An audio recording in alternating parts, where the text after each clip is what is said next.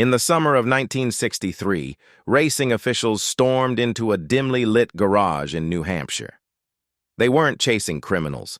They weren't hunting drugs, guns, or stolen cars. What they came for was an engine, a hunk of iron and steel so powerful, so feared, that it threatened to change American racing forever. The officials didn't accuse Chevrolet of cheating. There was no proof of sabotage, no rigged fuel mixtures, no hidden modifications. What shocked the racing world was something far more dramatic. This engine, Chevrolet's legendary 409 cubic inch V8, was considered too dangerous to exist. On the track, they called it many things: a revolution, a monster, and soon, the WidowMaker. For a brief, violent flash in the early 1960s, this engine defined the very limits of American speed. It sent Chevrolets screaming down quarter-mile drag strips and roaring around NASCAR ovals at terrifying speeds. It made legends, it made millionaires, and it made widows. But just as fast as it rose, it was shut down, erased from competition. Buried in controversy. What was Chevrolet's 409? Why did it terrify regulators, rivals, and even its own drivers? And why, 6 decades later, does its name still echo like a warning in the world of American muscle? Chevrolet's deadliest engine ever, the 409 WidowMaker. They tried to hide. To understand the story of the 409, we need to rewind to the late 1950s. America was booming. Suburbs were expanding, highways were spreading like veins across the land, and a new obsession was taking over the youth: speed. Detroit's automakers were locked in what historians now call the horsepower wars. Ford, Chrysler, and General Motors weren't just building cars, they were building weapons. In 1958, Chevrolet released its first W-Series big block engine, the 348 cubic inch V8. It was big, it was heavy, and it packed enough punch to make Chevrolet competitive on the drag strip. But soon, it wasn't enough. Ford had its 390, Chrysler had its max wedge 413, and the competition was accelerating past Chevy's limits. Chevrolet's engineers, led by Zora Arkus Duntov, the man already known as the father of the Corvette, began secretly developing something bigger, something meaner, something that could put Chevrolet back on top. By 1961, the answer arrived: the 409 cubic inch V8. Chevrolet didn't just make a new engine, they made a statement. The 409 wasn't refined, it wasn't polite, it was a brute, built for one purpose: domination. It first appeared in the 1961 Chevrolet Impala Supersport, a full-sized car that suddenly had the heart of a drag racer. On the street, the 409 could outrun just about anything in its class. On the strip, it was a nightmare for Ford and Chrysler. Even Chevrolet's own marketing leaned into the danger. Ads showed clean-cut young men behind the wheel of Impalas, smiling, as if they weren't driving one of the most vicious production engines ever dropped into a family car. But what shocked people most wasn't the performance. It was the sheer violence of it. The 409 could rocket a 2-ton Impala from 0 to 60 in under 6 seconds, a terrifying number for 1961. This was not a car you handed the keys to a teenager. And yet, that's exactly what happened. By the early 1960s, the American drag strip had become a battlefield.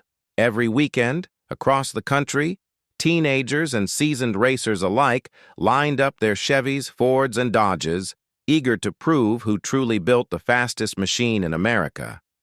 When Chevrolet's 409 appeared at the line, everything changed. The quarter-mile monster, the 409, wasn't just powerful, it was brutal. In cars like the Chevrolet Bel Air and Impala Supersport, it turned what looked like ordinary family sedans into quarter-mile assassins. Stock Impalas fitted with the 409 ran 13-second quarter miles, devastating numbers for the era. In NHRA competition, the 409-equipped Chevys dominated superstock classes. Competitors quickly learned If you saw the chrome 409 badge glinting on the fender, you were in for a fight you probably couldn't win. The soundtrack of speed, but it wasn't just the drag strip where the 409 made its mark. It exploded into American pop culture. In 1962, a California surf rock band called the Beach Boys released a song that would immortalize the engine forever. Its opening line was simple, unforgettable. "She's real fine, my 409. The song wasn't subtle. It was a love letter to Chevrolet's new monster motor. Suddenly, teenagers across the country were singing about the 409, dreaming of owning one even if they couldn't afford the insurance. The 409 wasn't just an engine anymore. It was an icon. Rivalries on fire. Of course, Chevrolet's rivals weren't going to stand still. Ford unleashed its 406 cubic inch V8, and later the fearsome 427 FE Chrysler rolled out its 413 and 426 Max Wedge engines, designed to dominate drag racing. The horsepower war had escalated into a full-blown arms race, but for a brief moment, 1961 to 1963, the Chevrolet 409 stood tall as the engine to beat. Its thunderous roar was heard at every strip, its victories stacking up, its reputation growing more dangerous by the week. The 409 wasn't just a motor under a hood. It was a cultural earthquake, a symbol of rebellion, youth, and raw American speed. But with fame came fear.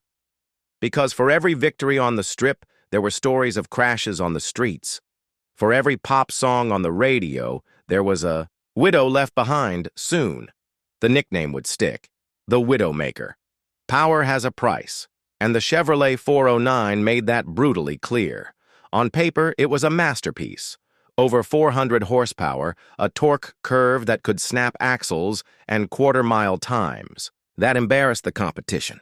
But on the streets of 1960s America, it became something else entirely, a predator that few could tame. Too much for the streets, most of the cars fitted with the 409 weren't lightweight sports cars. They were 2-ton, full-size Chevrolets. Brakes, primitive drum systems that faded under heavy use. Suspension, built for comfort, not for controlling over 400 raging horses. Steering, vague, slow, and heavy. The result?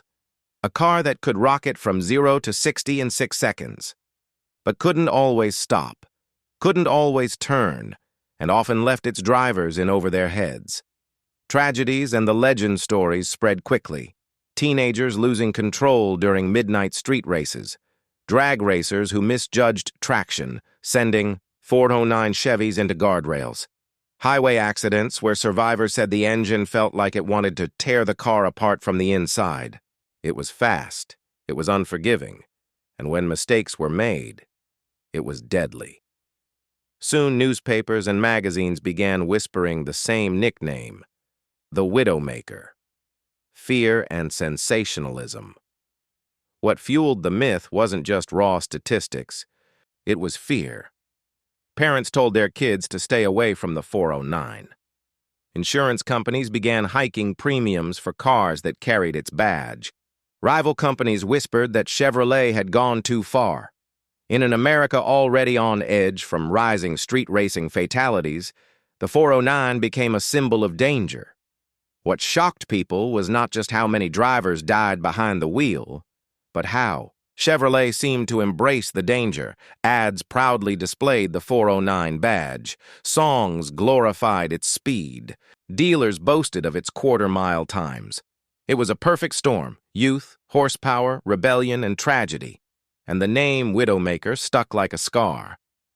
By 1963, the 409 wasn't just an engine. It was a controversy. And soon, the racing world would strike back. By 1963, the Chevrolet 409 was everywhere, from suburban driveways to drag strips and NASCAR ovals.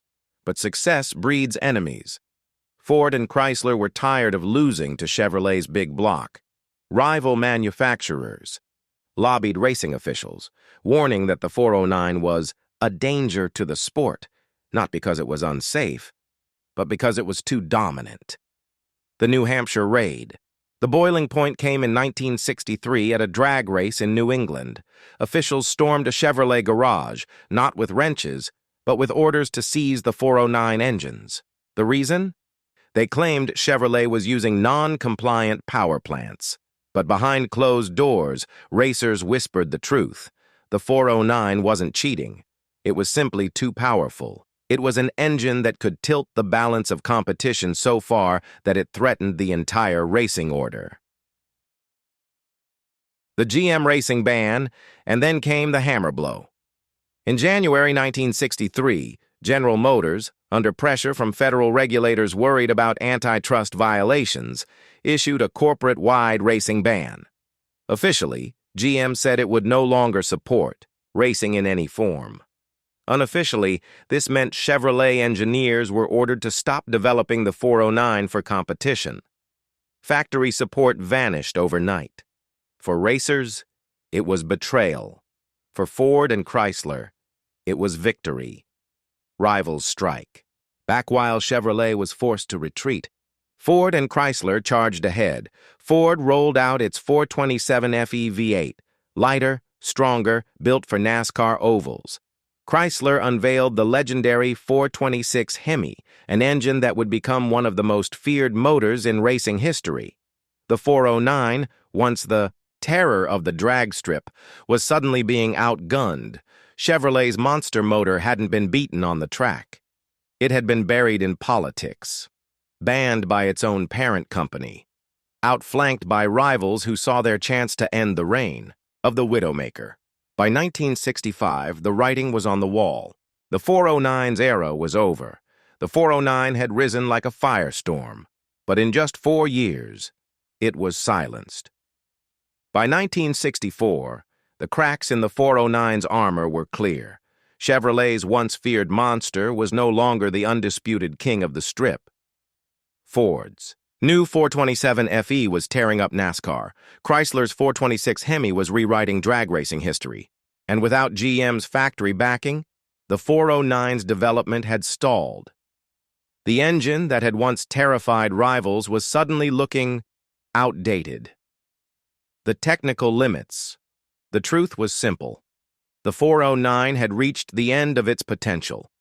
Its W-Series block design, dating back to the old 348, wasn't built to handle the extreme modifications racers were demanding. Cylinder head flow was limited compared to Ford's and Chrysler's advanced designs. At higher RPMs, the 409 struggled with reliability, often blowing under the kind of stress drag racers put it through. Chevrolet's engineers knew it. The racers knew it. Even the fans knew it. The Widowmaker's days were numbered. The replacement arrives in 1965. Chevrolet quietly introduced a new big block V8, the Maze Mark of 396 cubic inch engine. It was modern, it was durable, and it had room to grow. Within a few short years, this new big block family would expand into the 427 and the legendary 454, engines that would dominate the late 1960s and 1970s muscle car era. Compared to these new beasts, the 409 looked like a relic. By the end of 1965, production of the 409 officially ended. The engine that had once been Chevrolet's crown jewel was now just a memory. A sudden end for fans, it felt abrupt. One year they were singing along with the Beach Boys about their fine 409. The next, the engine was gone. No farewell tour, no grand celebration, just silence. The 409 hadn't been defeated in a fair fight. It hadn't lost because drivers stopped loving it.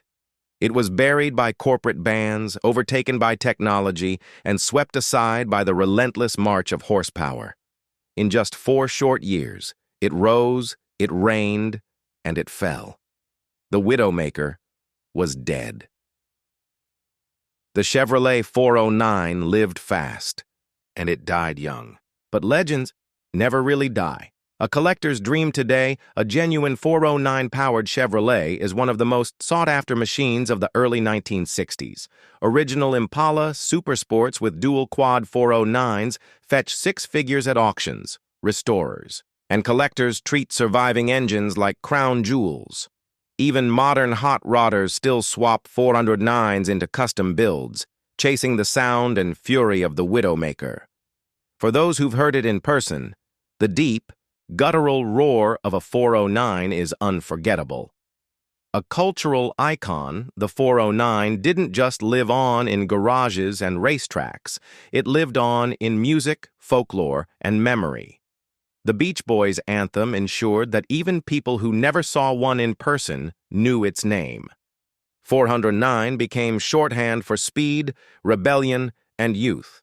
It was the engine of a generation, raw, dangerous, untamed.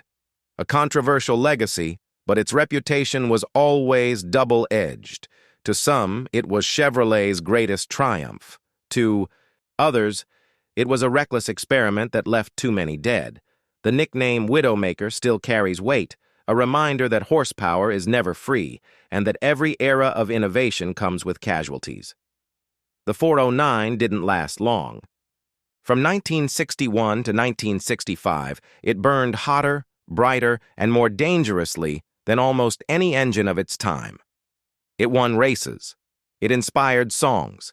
It terrified regulators. And it left behind a trail of smoke, rubber, and legend. What shocked people was not that Chevrolet had built it, but that for a brief moment in history they let it loose on the streets of America. This was the engine too powerful to exist.